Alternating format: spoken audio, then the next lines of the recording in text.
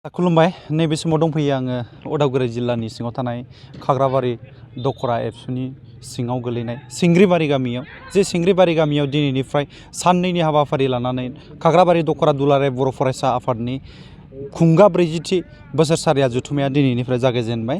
दा बे समाव जों माखासे गोबां हाबाफारिफोरखौ जों बिथांमोननि लानायखौ जों नुनो मोननाय जादों। दा नैबे समाव जोङो आरो नैबे दख'रा आबसुनि मानगोनां आफादगिरि बिथांजों जों माखासे बाथ्राफोरखौ जों मिथिनो थाखाय आं आवगायबोदों।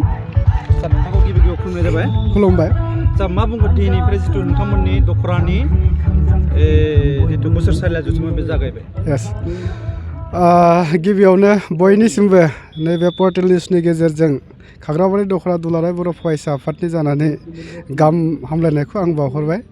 दिनै खाग्राबारि दख'रा दुलाराय बर' फरायसा आफादनि जे 40थि बोसोरसालिया जथुम्मा जोंहा दिनैनिफ्राय जागायबाय आरो बे समाव आङो बेखौनो बुंनो नागिरो दिनैनि बे जागायजेननाय हाबाफारियाव जोंहा जोंनि जे फुंबिलिनिफ्राय जोंहा 8 बाजिनिफ्राय जोंहा हाबाफारिया सोलिगासिनो दङ।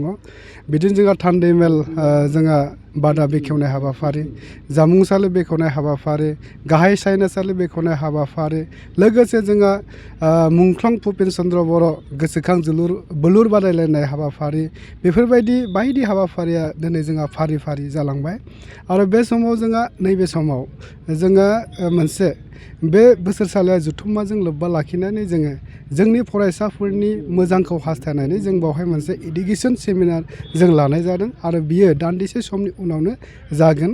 आरो बे समाव फोरमायनांगौआ नैबे जोङो बे सेमिनाराव जोङो सुबुं फुंखा महरै जोङो लिंनानै लाबोदों नर्थ इस्ट फाउन्डेसननि चेयारमेन मानगोनां बिथां रन्जन कुमार बरुवा आरो बिथांजों लोगोसे जोंहा नैबे उदालगुरि जिल्ला दुलाराय बर' फरायसा आफादनि सोलोंथाइ नेहाथारि मानगोनां बिथां बिकास बड'सा, लोगोसे जोङो सासे प्रफेसार एसिस्टेन्ट प्रफेसार जोंहा डक्टर जितेन बर' बिथांमोना बे सेमिनाराव फुंखा सुबुं महरै बाहागो लागोन। आरो बेनि उनाव जोंहा मोनाबिलिनि 5 रिंगानिफ्राय जोंहा बेवहाय मोनसे देंखोमु से नै थाम बादायलायनाय हाबाफारिखौ लानाय जादों। आरो बिनि गेजेरजों जोंहा जोंनि बे ओनसोलाव सासे सुबुं फुंखा सोरजिनो थाखाय बा सासे देंखोगिरि सोरजिना लानो थाखाय जों बेखौ हाबाफारिखौ रनसायनानै बे हाबाफारिखौ लानाय जादों। आरो मोनाबिलिनि 6 रिंगायाव जोंहा बेवहाय मोनसे थान्दै मेल जों जिरायगोन आरो बे थान्दै मेलनि गेजेरजों जोंहा मोनसे जारिमिनारि मोनसे जोङो सोरजिनो थांगासिनो दङ। मानोना 2 बोसोरनि थाखाय जोंहा दानानै होजानाय दिनैनि बे आफादा दिनै जोंहा बेवहाय सिफाय जागोन आरो बेनि उनाव जोंहा मोनसे गोदान मोनसे मावफुं आफाद मोनसे मावफुं मेलनि गेजेरजों जोंहा दानाय जागोन। आं सानो बेफोरबायदि माखासे हाबाफारिफ्रा दिनै जोंनि गेजेराव मोजाङै जालांथों आंहा बेखौ साननाय जादों। आरो बेवहाय जोंनि बे बोसोरसालिया जथुम्मायाव दिनै जोंनि बे ओनसोलनि गासै रायजो राजाफ्रा दिनै जोंखौ गिबि हाबाफारि जागायनायनिफ्राय लैहोर फैनानै जोंखौ सापर्ट आरो हेफाजाब होफैदों। आरो बे समाव आं जोबोद गोजोननायखौ नोंथांमोननि निउसनि गेजेरजों आङो साबायखर बावदों। गाबोननि 12 बाजियाव जागोन बियो आरो बेवहाय जोङो चिफ गेस्ट हिसाबै जोङो दुलाराय बर' फरायसा आफादनि गाहाय नेहाथारि सार खनिन्द्र बसुमतारी जों बिथांखौ लिंनाय जादों।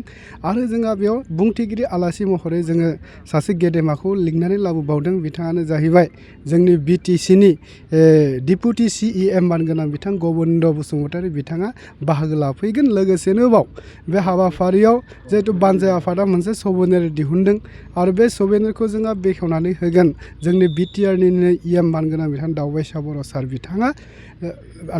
जों नैबे समाव जों खोनानो मोन्दों मोनसे ससियेल मिडियायाव दि नोंथांमोननि नैबे हाबाफारियाव इन्डियान आइडलनि उइनार पबनदीप आरो अरुनिता बिथांमोनाबो बाहागो लाफैगोन, बे बेसेबां सैथो? बे समाव जोबोद गोजोननाय मोन्दों जोङो बे नैबे जोंनि बोसोरसालिया जथुम्मानि जे मोनसे गाबोन जानो गोनां जे मोनसे हारिमु बिलिफां बेवहाय जोंहा बिथांमोना इन्डियान आइडलनि जे उइनार पबनदीप रन्जन बिथाङा बाहागो लाफैनाया थार। आरो बिथांजों लोगोसे बे सिजननिनो रानार्स आप मोननो हानाय अरुनिता कुन्जिलाल बिथाङाबो बाहागो लाफैनाया सैथो। मानोना बिथाङा जोंनो कनफार्म मोनसे माबाखौ एग्रिमेन्टखौ जों खालामबाय। बिथांमोना नैबे हाबाफारियाव बाहागो लाफैनाया सैथो। बिथांमोननि अनगायै बर'निफ्राय आरो बेयाव थाबावगोन नामा?